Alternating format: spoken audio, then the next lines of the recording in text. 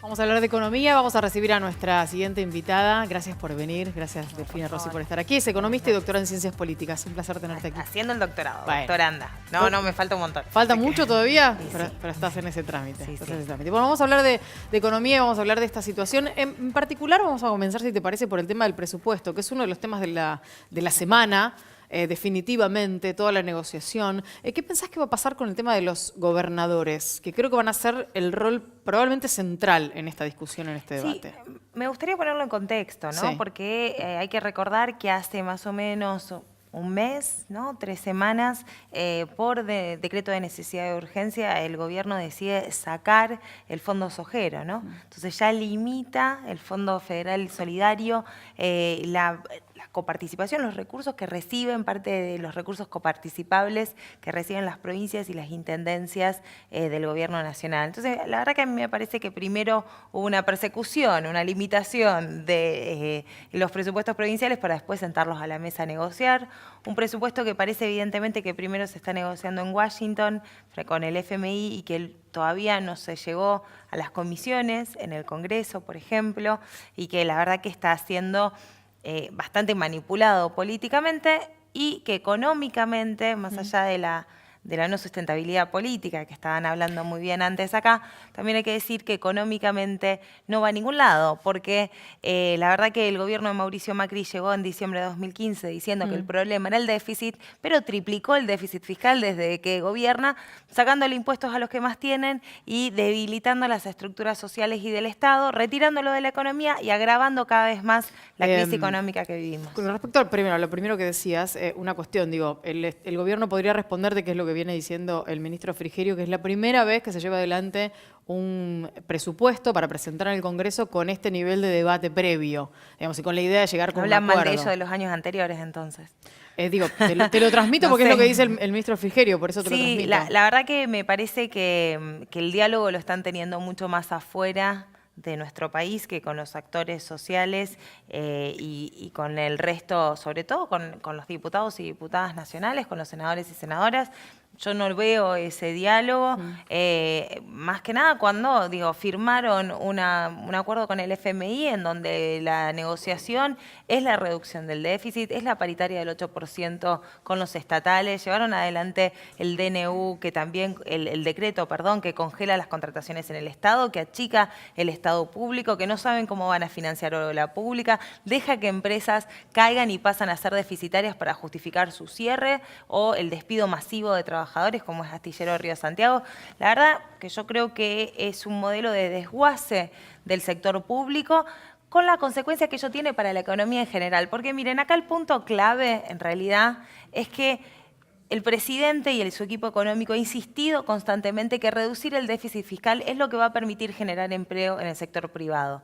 Porque según ellos, eso es lo que sucede, que por culpa del déficit fiscal, que el Estado gasta más de lo que ingresa, la economía del sector privado no avanza. Esta es la lógica. El problema es que la lógica esa no aplica en economías con altos niveles de concentrados, ¿no? Como los hipermercados, como el sector exportador argentino, como las faltas de pymes que tenemos, etcétera.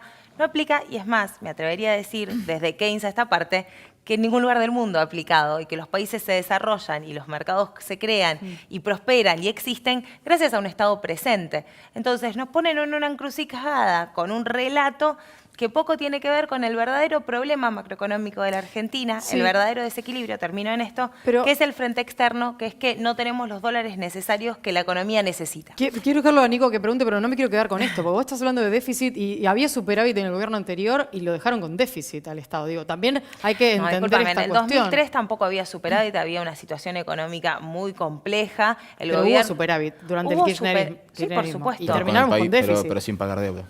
Pero de todas maneras, la digo, deuda después se pagó. No, la Por deuda eso, se la empieza a situación de renegociar. el superávit original era un superávit original con una devaluación de 1 a 3 y un default declarado tiempo antes. Por eso se consigue recuperar la economía, Y commodities. crecer. Está bien, con las commodities se recupera la economía, se crece, se reestructura la deuda, se paga la deuda. El 93% de la deuda concebida en la década anterior que llevaron a la economía argentina al quiebre, a la desafección del 2001, se paga. Y sí, puede ser un déficit. Para mí el problema, insisto, no es el déficit fiscal, justamente lo que estoy diciendo.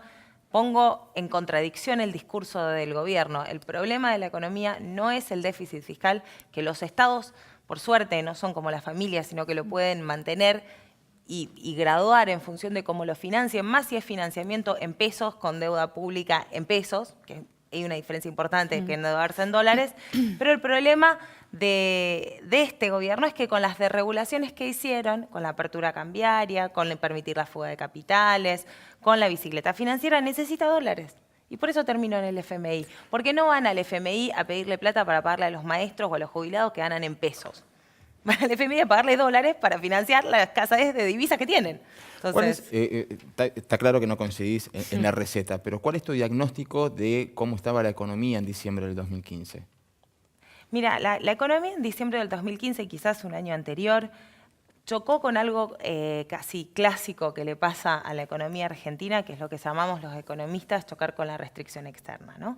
Es con esta necesidad de dólares que, de hecho, se empezó a ver esa restricción y por eso se habían aplicado ciertas regulaciones. La clave para mí eso es algo propio de los procesos de crecimiento de América Latina, lo estudia el estructuralismo latinoamericano, etc.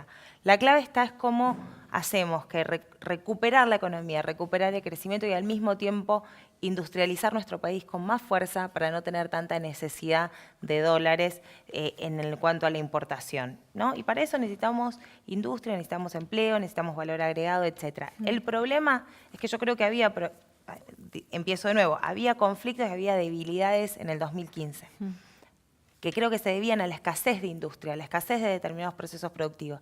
Ahora, el gobierno se dio vuelta y a esos problemas le dio la espalda y caminó en dirección totalmente contraria a desindustrializar, a cerrar pequeñas y medianas empresas, a importar todo, a liberalizar el comercio. Entonces ahí, digo, a los problemas que yo creía que teníamos, bueno, fue al otro extremo. Entonces no tengo capacidad de diálogo con un gobierno que no cree en un país desarrollado, que no cree en un país para 44 millones de personas. El problema es el modelo que tiene Mauricio Macri. Está claro que estamos en una situación muy crítica y muy complicada. Ahora, también es verdad que hemos pasado situaciones críticas y complicadas con anterioridad y también es verdad que el 30% de pobreza ya existía durante el kirchnerismo. Digo, ¿cómo se hace para que verdaderamente un gobierno sea para los 44 millones de argentinos? Porque tampoco lo era en aquel momento, con 30% de pobres. Sí, pero repito, la diferencia es que ahí estábamos caminando para el buen camino. Estábamos caminando en un camino... años. ¿Cuánto tiempo necesita la Argentina No quiero entrar a discutir el 30%, sinceramente. Lo que sí me parece contradictorio es Mauricio Macri que llegó diciendo hay un 30%, sí, por supuesto, hay un 30% de pobreza, dijo Mauricio Macri, y al mismo tiempo dijo, vivimos por encima de nuestras posibilidades. Pasamos 12 años viviendo por encima de nuestras posibilidades. Le dijo a la gente que vive en los barrios que no los debe conocer. A la gente que vive en los barrios que se compró una motito, que se compró la bici para ir a laburar, que se compró una heladera, le dijo que vivía por encima de sus posibilidades. Ese es el gobierno que tenemos ahora. Entonces, yo repito, hubo cosas que creo que fueron insuficientes. Ahora, el camino era el correcto. Hay que pensar una Argentina productiva, con trabajo, con control del mercado de capitales. Discutimos un presupuesto en donde el gobierno todavía nos dijo qué tipo de cambio quiere. ¿Cómo vamos a aprobar un presupuesto si todavía no sabemos si quiere un tipo de cambio a 35, a 40, a 45, a 50? ¿A dónde lo quiere al tipo de cambio? Porque si no, va a aprobar un presupuesto que a la semana siguiente te hace una devaluación del 50%, como vienen haciendo, y no sirve de nada toda la discusión. ¿Qué quiere discutir si no nos dices a qué país vamos? Mauricio Macri insiste que tenemos que pasar una tormenta, que tenemos que cruzar un río. Ok, ¿qué hay del otro lado del río? Que me explique Mauricio Macri cuál es su modelo. Yo les cuento cuál es mi modelo. El modelo para los 44 millones de argentinos es un modelo en donde se regule los dólares, porque la verdad que no son infinitos los dólares para la Argentina. Y no puede ser que porque algunos se vayan a Miami o puedan fugar dinero, ponerlo en los offshore y todo, nos quedemos sin dólares para comprarle la vacuna de meningitis a los chicos. No puede ser que por esos dólares nos quedemos sin medicamentos para las personas mayores o nos quedemos sin dólares para industrializar nuestro país. pensemos en cómo gestionar esos dólares y cómo tener un sector financiero que esté al servicio de las pequeñas y medianas empresas, porque con tasas al 60%, con giros al descubierto a 120%, no hay economía que aguante, O sea, no hay ¿vos crees empresa que que se pueda aguantar. ¿Vos crees que el cepo cambiario era necesario, que estaba bien implementado? Creo que al menos a las grandes corporaciones hay que ponerle un límite y sí tiene que haber incentivos distintos. Digo, si vos te vas a ir, lo decía el propio Melconian, digo, el dólar Miami no puede ser igual que el dólar fideo. Sí. Si vos te vas a ir de viaje, tenés que pagar ciertos impuestos. Nada, contribuís a que, repito, la vacuna de la meningitis se la podamos dar a todos los chicos, por una cuestión de salud pública. Contribuís a que cuando los medicamentos lleguen a todos los lados. Digo, hay que regular determinadas cosas, porque si no, el mundo ya es una gran casino financiero. ¿Queremos que la Argentina sea la ruleta rusa o queremos intentar tener un país que pueda regular las presiones frente a las crisis financieras internacionales? Delfina, yo tengo la sensación de que siempre en Argentina somos como un camino de extremos. Nunca encontramos un término medio.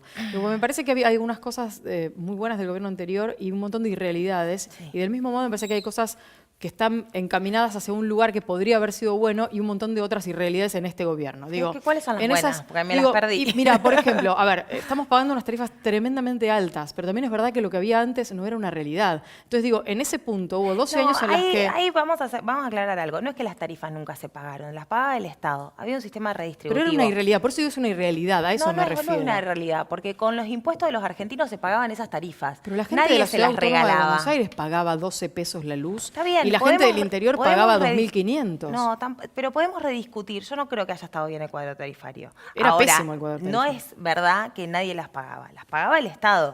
¿Cómo? Con los impuestos de la mayoría de los argentinos. ¿A quién se los cobraba los impuestos? Generalmente a los grandes ingresos, a las retenciones, etcétera. No es que fueron gratis. Nunca es gratis la energía. Ahora, acá decidieron dolarizarnos la energía. Entonces, lo decía Alberto Fernández hace instantes, digo, decidieron que la fiesta de unos pocos, que son los dueños de las energéticas, se vaya, exponiendo a que tampoco, a empezar a desfinanciar YPF y tampoco tienen un plan de una matriz energética que satisfaga a la Argentina. Y además, una matriz energética para ser un país de servicios sin industria es una cosa. Nosotros proponemos un país industrial. ¿Cómo crees que va a seguir la economía? Por ahora muy mal, con crisis cambiarias recurrentes, porque repito, el gobierno nos dice que tenemos que ajustarnos el cinturón todos, porque esto es muy increíble, 30% de pobreza y nos dice que vivíamos por encima de nuestras posibilidades. Digo, bueno, eso a 30% también que se ajusten, también que sufran la pobreza, también que sigan sufriendo el ajuste de Mauricio Macri, insiste en algo que no resuelve el problema macroeconómico de la Argentina, que es la escasez de dólares. ¿Y cómo debería resolverse? No lo resuelve. Lo tiene que resolver pidiendo, no bajándole las retenciones al sector más productivo de nuestro país y poniéndole retenciones a las pymes que exportan autopartes, por ejemplo, que generan empleo y exportan autopartes a Brasil. Tiene que tener un sistema progresivo de retenciones con aportes y pidiéndole a aquellos que exportan también que traigan nuevamente los dólares y parar la sangría de la fuga de capitales. La fuga de capitales con la bicicleta financiera que armaron, antes con Levax y ahora con Letes, no nos lleva a ningún país para 44 millones de argentinos. Entonces, vamos a tener crisis cambiarias recurrentes que se trasladan a precios. Tenemos el riesgo de que la inflación en septiembre sea alrededor del 5%, sí, que se trasladan a tarifas, que se trasladan, hoy leíamos, tener un auto cuesta 55% más que el año pasado. El auto y el transporte son herramientas básicas para trabajar para muchísimos argentinos y argentinas. Entonces, la verdad que con mucha preocupación, mucha angustia y ojalá, como dice Frigerio, sea un gobierno que escuche y que esté pendiente del diálogo. No lo veo por ahora, pero ojalá sea tan optimista porque de último es lo que necesita el país. Nos tenemos que ir, Delfina. Gracias por haber venido. Un placer.